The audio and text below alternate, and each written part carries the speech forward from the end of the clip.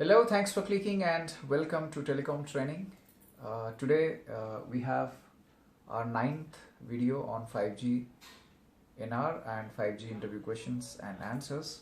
So today we'll be discussing about number of resource blocks or NRB, number of NRB per channel bandwidth. Like we have different channel bandwidth in LTE starting from 1.4 megahertz to 3 megahertz, 5, 10, 15, 20, and then we have number of resource block for each of the channel bandwidth defined for LTE. So that used to be 6 RBs or 6 resource blocks for 1.4 megahertz channel bandwidth, 15 resource blocks for 3 megahertz channel bandwidth. For 5 megahertz channel bandwidth we used to have 25 resource blocks. Then for 10 megahertz 50, for 15 megahertz 75, and for 20 megahertz, that was the highest channel bandwidth in LTE, and for which we used to get 100 resource blocks. So that was all about the LTE resource blocks per channel bandwidth. However, in NR we have so many frequencies and so many channel bandwidth configurations defined in 3GPP, and we do have different number of NRB or number of resource blocks for each of the channel bandwidth. So we'll discuss about that. Before going to the channel bandwidth, let's discuss the basics. So this is a picture wherein we have taken the one example of channel bandwidth. So from here, this dotted line to this dotted line, this is the entire channel bandwidth. We used to have guard bands in both the ends of the channel bandwidth, and then what we transmit is called transmission bandwidth. So we have certain guard bands in both the ends from the total channel bandwidth, and then this is the transmission channel bandwidth. So in transmission channel bandwidth we used to transmit through resource blocks. So this particular area is the active resource blocks through which the transmission is going on. Just an example to understand, these are all there in the entire bandwidths. However, we use them for transmission, but here the active transmission is going on now, so that's why it's transmitted resource blocks or the active resource blocks. So now we are going to talk about how many resource blocks or how many NRBs for each of the channel bandwidth. Like in LTE, if you have taken this as a LTE example, we used to have this number of resource block 100 for a 20 megahertz channel bandwidth. So very simple. If you have a total bandwidth of 20 megahertz, you have some guard bands. So if you deduct the guard band, you will get the 100 resource blocks. So each resource block is having 15 kilohertz sub-carrier spacing. So 15 into 12, 180 kilohertz. So 1 RB is 180 kilohertz in LTE. In NR we have different configurations, because here the sub-carrier spacing was fixed to 15 kilohertz only. But in NR we have 15, 30, 60, 120, 240, okay? So different sub-carrier spacing. That's why the resource block size also will differ. So that's why we have a lot of configuration depending on the sub-carrier spacing and the channel bandwidth. In LTE it was very straightforward. So when comparing with LTE and NR, this video will help you a lot to understand the different configuration in LTE and NR. In LTE it was very straight. This is the LTE table. So channel bandwidth are 1.4, 3, 5, 10, 15 and 20 megahertz. And then number of resource blocks 6, 15, 25, 50, 75 and 100. Very straightforward. And you have some guard bands in both the end, okay, here. In NR, this guard band may be asymmetric.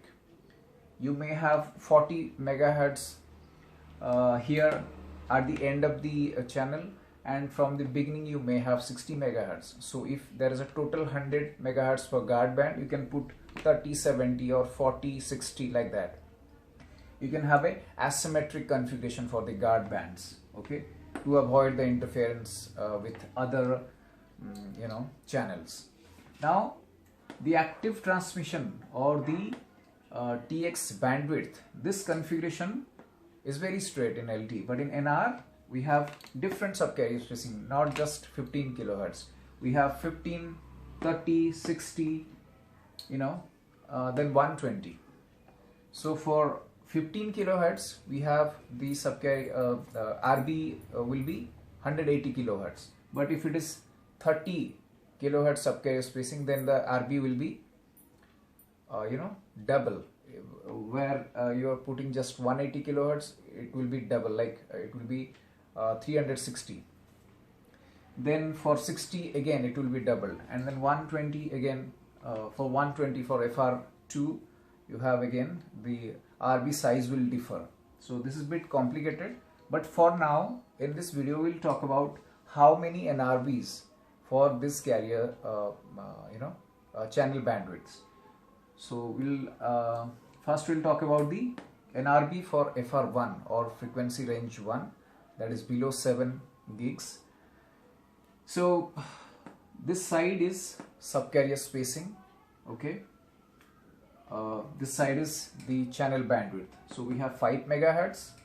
We don't have any 1.4 or 3 megahertz in NR. So we start from 5 megahertz, 10, 15, 20, 25, 30, 40, 60, 50, 60, 70, 80, 90 and 100. So the maximum, this could be another question in your interview. So in FR1, what is the maximum channel bandwidth? So the maximum channel bandwidth in FR1 could be 100. More than 100 is not specified in the specs. And the minimum channel bandwidth will be 5 megahertz. Like in LTE you have minimum 1.4 and maximum 20 megahertz. Here for FR1 only it is 100 megahertz. For FR2 you have 400 megahertz maximum channel bandwidth. So that is the difference. So we are covering so many questions, interview questions and answers. We'll summarize them at the end of this video. So let's understand the table first. So this is for NRB, this particular number of RBs. What should be the configuration in NR? Like we have described here in this picture. So the total channel bandwidth, now the transmission bandwidth configuration. Now in transmission bandwidth configuration, we have to have number of resource block excluding the guard band. So here in this table we'll understand for what kind of channel bandwidth how many NRB are specified in 3GPP. Now for 15 kilohertz subcarrier spacing, these are the subcarrier spacing: 15 kilohertz, 30 kilohertz and 60 kilohertz. And this side is the channel bandwidth: 5 megahertz, 10 up to 100 megahertz. Now for 15 kilohertz subcarrier spacing, if we have a 5 megahertz channel bandwidth, then we'll get maximum 25 number of NRB or resource blocks. For 10 megahertz, 52, and you can refer. I don't want to repeat that. This is a table and you can read it. So this is the table. So for 25, for 10 megahertz you have 52 number of NRBs for 15 kilohertz subcarrier spacing. Then 79 for 15, for 20 megahertz 106, for 25 megahertz 133. Here you can see the comparison. For 20 megahertz in 15 kilohertz subcarrier spacing we are getting 106 number of resource block. However in LTE we were getting only 100 resource block. So definitely we are getting more resource block here. So we are doing little bit of manipulation in guard bands. Okay, so we are getting some more NRBs. So comparing with LTE, NR could have better capacity. Okay. Now the second lane for 30 kilohertz subcarrier spacing, number of NRB in 5 megahertz is 11, for 10 megahertz 24. Now okay, from 60 to 100 we don't have the configuration for subcarrier spacing 15. We have only channel bandwidth till 50 megahertz. Because with 50 megahertz channel bandwidth and 15 subcarrier spacing, 15 kilohertz subcarrier spacing, we are getting 270 resource block. So we don't need more than that. We don't need more capacity. Maybe due to some reason they have not specified more than 50 megahertz channel bandwidth for 15 kilohertz subcarrier spacing. Now for 30 and 60 it's open, except 5 megahertz is not specified here for 60 kilohertz of spacing. So because 60 kilohertz is around 4 times bigger sub-K spacing, so 5 megahertz will be very minimum number of resource block. Maybe that is one of the reason for which they have not specified. So this is not applicable and these are not applicable. Rest of the things are very straightforward. For 30 kilohertz, these are the number of NRBs you get for different channel bandwidth, and then same for 60 kilohertz of spacing you get minimum 11 if you have a 10 megahertz channel bandwidth, and maximum up to 135. So with 60 kilohertz you are getting better, more capacity, more data you can transmit, and the interference will be also little less because you have a bigger frequency. So for 60 kilohertz of spacing, maximum number of NRBs would be 135. For 15 kilohertz, maximum will be 270, and for 30 kilohertz you get 273 number of NRBs if you have a 100 megahertz channel bandwidth allocated. Okay, so that is all about FR1. Now let's move to FR2. So in FR2, again this side is the sub-K spacing. We have two sub-K spacing allocations in FR2, 60 kilohertz and 120. In FR2 we don't have 15, 30 kilohertz sub-K spacing specifications. We do have 60 and 120 only. So if someone asks you, then you can differentiate that in FR2 we use only 60 and 120 sub-K spacing as of now. And then a number of channel bandwidth. We have 4 different type of channel bandwidth in FR2 range. It starts from at least 50 megahertz of channel bandwidth allocation and till 400 megahertz.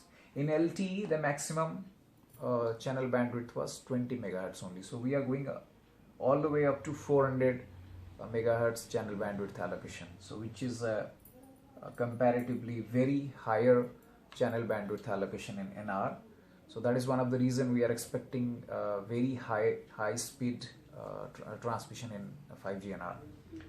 Okay, so these are some comparison questions that might be you might be facing during your interview. So I am pointing out what could be the questions. So in LTE maximum channel bandwidth allocation was 20 megahertz.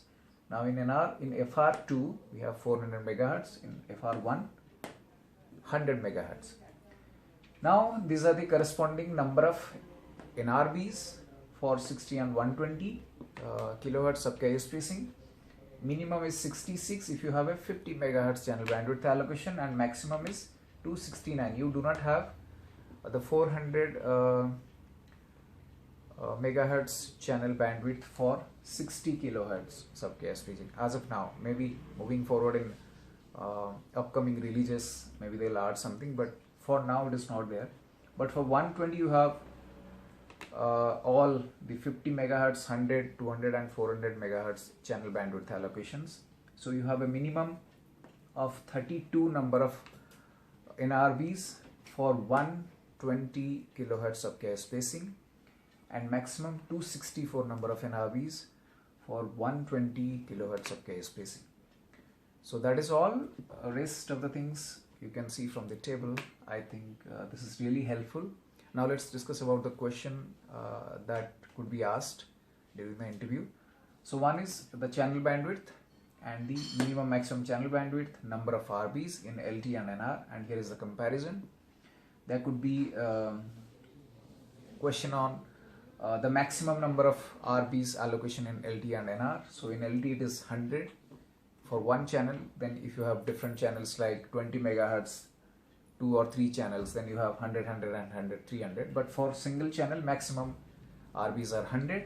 In NR for FR1 you have maximum allocation of 273, and for FR2 you have maximum 264 number of NRBs. Okay, so that's all, and you have now the picture to understand what is the channel bandwidth, what is the transmission bandwidth, and what is the configuration in both LT and NR, and then the active or the transmission bandwidth through which the transmission is going on. So that is all for today, and we'll meet very soon with a new topic, new exciting and interesting topic. Thank you so much for watching. Take care till next time. Bye bye.